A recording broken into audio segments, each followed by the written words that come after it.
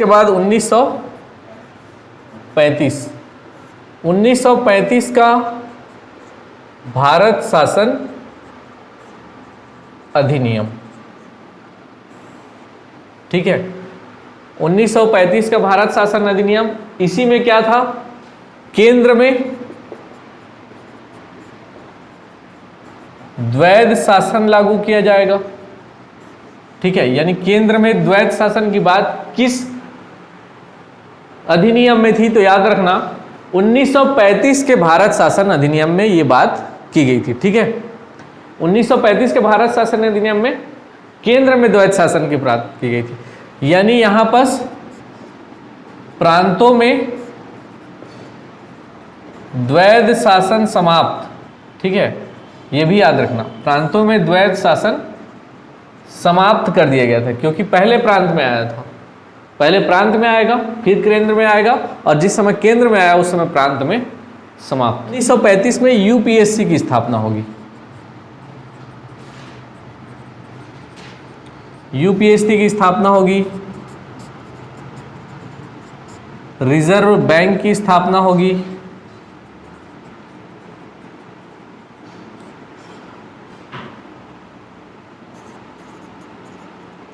Myanmar को Burma से अलग करने का प्रावधान भी इसी में था। केंद्र में द्वैध शासन था, प्रांत में द्वैध शासन को समाप्त इसी के अंतर्गत किया गया। यूपीएससी की स्थापना की गई, रिजर्व बैंक की स्थापना की गई, और म्यांमार को बर्मा से अलग करने का भी प्रावधान 1935 के भारत शासन अधिनियम में था, ठीक है। ये जो भारत शासन अधिनियम था बहुत बड़ा था, इसमें 321 धाराएं थी, ठीक है। कितनी? 321 धाराएं थी और 10 अनुसूचियां थी। और जो भारतीय संविधान का मोस्ट ऑफ द जो पार्ट लिया गया है इनमें से, वो इसी से लिया गया है, भारत शासन अधिनियम 1935 से लिया गया है, ठीक है। याद रहेगा। तो ये था भारत शासन अधिनियम 1935। फिर कौन सा आएगा? 1947। अब इस बीच में क्या क्या हुआ, तो इस बीच में फिर संविधान का निर्माण चालू होगा, उसको अलग से मैं बताऊंगा, ठीक है। अभी शॉर्ट में समझ लो। जैसे अभी 1935 में भारत शासन अधिनियम आया, उसके बाद 1942 में एक क्रिप्स मिशन आया था। क्रिप्स मिशन, ठीक है।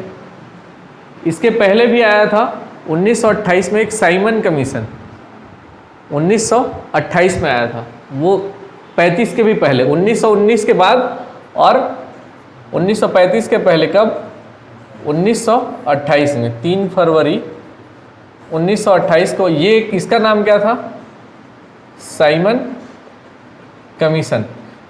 इसकी स्थापना इसलिए की गई थी, जो द्वैध शासन लागू हुआ था ना 1919 में, तो 1919 में जो द्वैध शासन लागू हुआ था उसी की समीक्षा के लिए आया था, ठीक है। लेकिन इसमें सभी के सभी क्या थे? ब्रिटिश थे, मतलब अंग्रेज थे। तो इस कारण भारत में इसका विरोध हुआ। साइमन वापस जाओ ऐसे करके नारा लगा रहे थे। इसी में उनकी मृत्यु हुई थी, लाला लाजपत राय की, वो लाठी से प्रहार करके। नहीं सुने हो? लाला लाजपत राय, हिंद केसरी, लाल बाल पाल, नहीं सुने हो? ठीक है। तो लाला लाजपत राय की मृत्यु हुई थी इसी साइमन कमीशन के विरोध करते समय। 1942 में फिर से क्रिप्स मिशन आया था।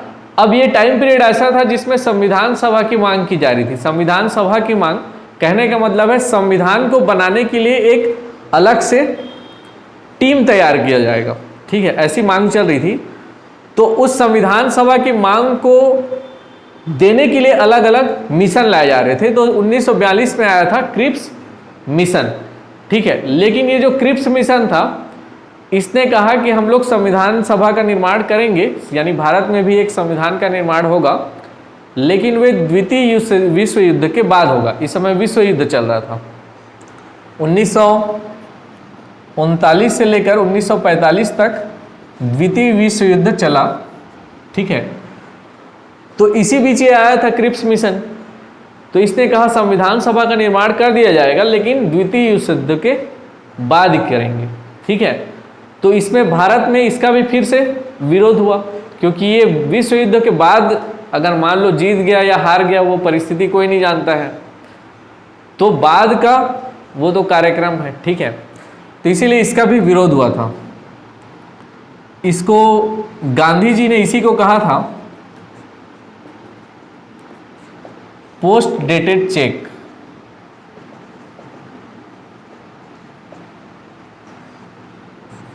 जो क्रिप्स मिशन है, इसने कहा कि संविधान सभा का निर्माण करेंगे, लेकिन कब करेंगे, तो द्वितीय विश्व युद्ध के बाद करेंगे। इसीलिए गांधी जी ने इसको पोस्ट डेटेड चेक कहा था। पोस्ट डेटेड चेक मतलब जैसे चेक देते हैं तो उसमें पोस्ट डेट डाल के देते हैं, अभी का डेट ना डालकर बाद का डेट, ठीक है। और इसी को जो जवाहरलाल नेहरू है, उन्होंने इसको दिवालिया बैंक का चेक कहा था। ये पूछा गया इसलिए बता दे रहा हूँ, इसमें दिवालिया बैंक का चेक, ठीक है। गांधी जी ने पोस्ट डेटेड चेक कहा इसी को, और दिवालिया बैंक का चेक कहा जवाहरलाल नेहरू जी ने, ठीक है। ये थोड़ा सा हिस्ट्री का पार्ट है, लेकिन इसी बीच संविधान से रिलेटेड है, ठीक है, कि क्या हो रहा था इसलिए। इसके बाद अंतिम रूप से फिर 1946 में कैबिनेट मिशन आता है।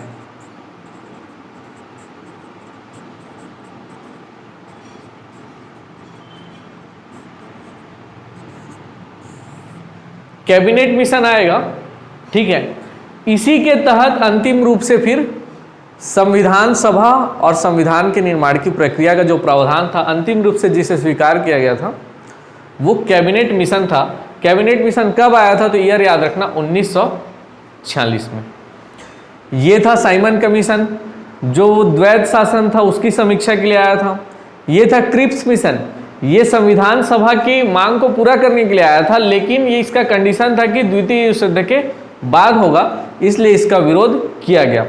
लेकिन जो कैबिनेट मिशन आया, इसने कहा कि संविधान का निर्माण किया जाएगा,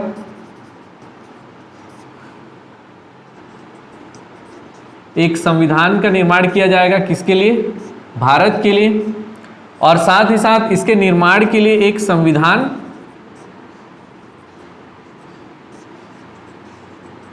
सभा निर्मित की जाएगी।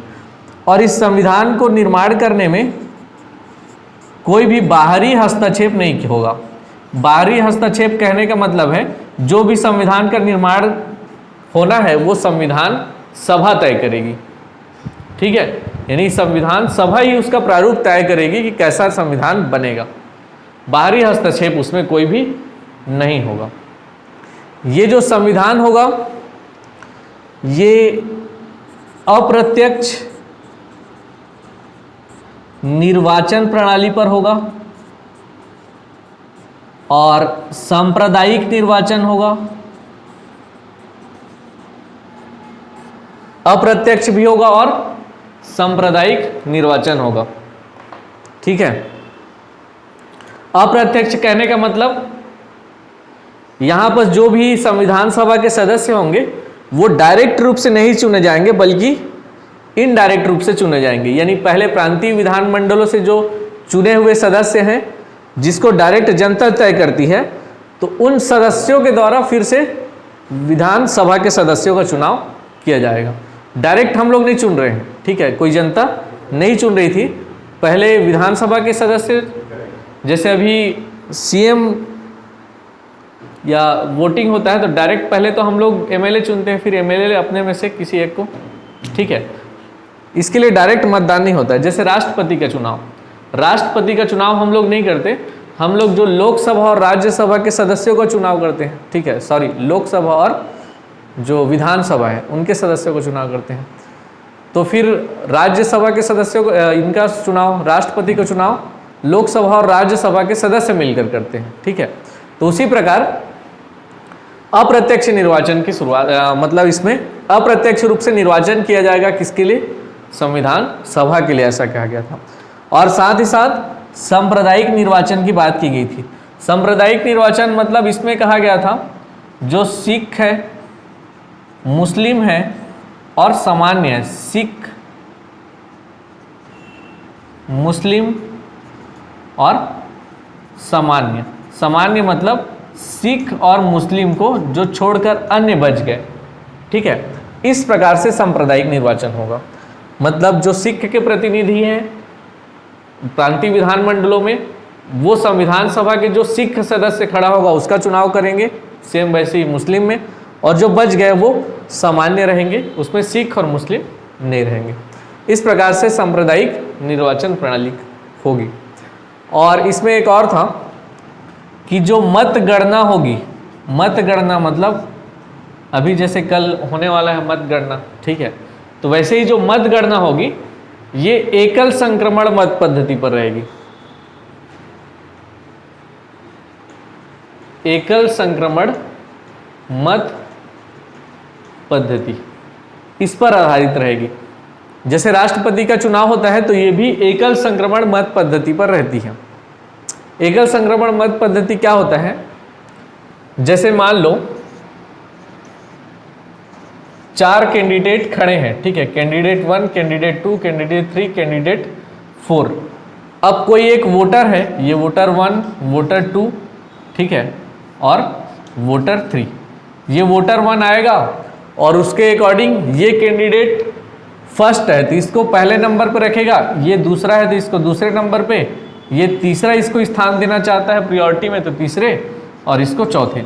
लेकिन ये जो दूसरा वोटर है इसके हिसाब से ये चौथा वाला ही फर्स्ट रैंक देना चाहता है इसको, तो इसको पहला दे दिया, इसको तीसरा दे दिया, इसको दूसरा दे दिया, इसको पहला दे दिया। अंतिम रूप से इसको ऐड करेंगे तो ये 4 और 1 5, ऐसा करके जिसको कम मिलेगा, ठीक है, 2 1 3, 2 1 3, 3 और 3 6। कौन सा 2 और फर्स्ट लिख दिया हूँ क्या? हाँ, इसको 4 कर दो, ठीक है, बस ये समझने के लिए 4 और 2 6। तो यहाँ पर दोनों जो बहुमत वाले हैं, मतलब इनको 6 नंबर मिला, इनको 6 नंबर ज़्यादा मिला है, तो पहले इनको हटाया जाएगा, फिर बाकी के मध्य फिर से चुनाव होगा। समझ में आया? जिसको ज़्यादा रैंक मिलेगा उसको हटा देंगे। ये है एकल संक्रमण मत पद्धति। तो उसी के आधार पर रहेगी क्या, ये जो संविधान सभा का चुनाव होगा इसी के आधार पर रहेगी। तो सबसे पहले जो संविधान सभा को जो अंतिम रूप से बनाया गया जिस मिशन के तहत, वो था कैबिनेट मिशन। याद रखना, कैबिनेट मिशन में पाकिस्तान के भी मांग की गई थी, उसको निरस्त कर दिया गया था, यानी पाकिस्तान की मांग को नहीं अपनाया गया था। जो जिन्ना थे वो पाकिस्तान की मांग कर रहे थे अलग, और अलग से देश के साथ साथ अलग उनके संविधान सभा की भी मांग कर रहे थे। उस मांग को क्या कर दिया गया था, ठुकरा दिया गया था, ठीक है। तो ये याद रखना कैबिनेट मिशन के बारे में।